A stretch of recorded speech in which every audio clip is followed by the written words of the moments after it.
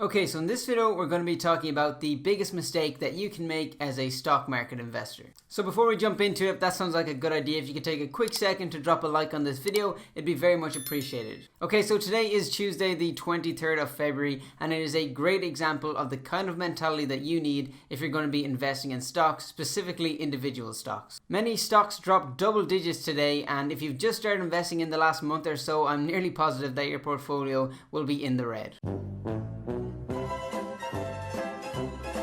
But it's days like these that can really teach you a lot about being an investor. It's really easy when you're in a bull run and you just buy a stock and it goes up in a couple of days without much research or anything. It's very easy to think, wow, I'm doing a great job here. This thing is easy. But as I said, it's on days like these when the market is crashing that you really need to find out what your strategy is and how you can say this in the long game without losing a lot of money. So that being said, an investor's biggest mistake when it comes to stock market investing is letting their emotions get the best of them. There is a statistic out there that most retail investors lose money, and this is the main cause for that. It's very easy to say buy low and sell high, but when it actually comes to it, people often do the opposite. In actuality, when stocks are on a big run up, people often jump in on them, get a little bit of gains, but then if they come crashing down, they normally just panic and sell out their positions, often locking in a loss. Days like today would lead you to believe that the phrase stocks only go up would be false, but in the long term that is generally true. I'll give you a bit of context into my own personal portfolio in stock. So my portfolio was at about 34 grand last week. I'll try to show it on screen here. And then today it dropped as low as 29,000, which is quite a sharp drop. Have seen a bit of recovery back up to about the 30,000 level, but I'm not disappointed, guys, and I'll explain why in just a second. So there is quite a large weighting of my portfolio in Tesla right now, and that's one of the stocks that really took a big hit.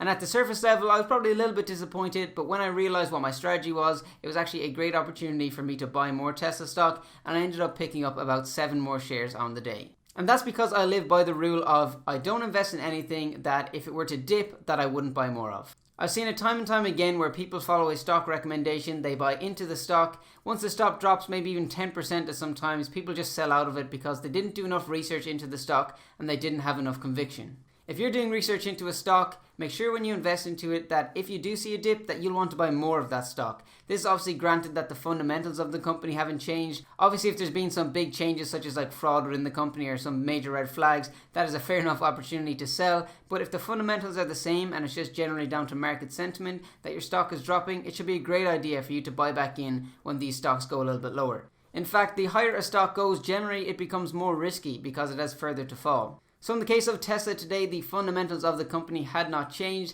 and I still believe in Tesla as a major player in the EV market as well as the insurance market and the robo-taxi market in the future. So it was a great opportunity for me to buy when it dropped 10 to 15% today. If you're a long-term investor like myself and you see these red days, they should be a great opportunity for you to buy in. You should only be worried that it's a red day if you need to get the money out in the next couple of weeks or something, or you're starting to retire or something, then maybe it would be cause for a little bit of concern. But as I said, as a long-term investor, the more of these red days we can see, the more great buying opportunities we have. Now, don't get me wrong, I definitely make mistakes, and I definitely made this mistake by letting my emotions get to me when I started off investing as well. But it's a trial and error process, and you do generally get better at it the longer it goes on and the more kind of dips that you see in the market. 2 other rules I like to follow when it comes to buying stocks is, number 1, do I think the stock will be higher than it is now in 1 to 2 years time? If yes, the price I'm buying it at now, while it may not be the best deal where it could have some pullbacks, it would still be a good investment for me because I do believe that the stock, based on sound research, would be higher in 2 years time. The opposite to this is having a stock on your watch list,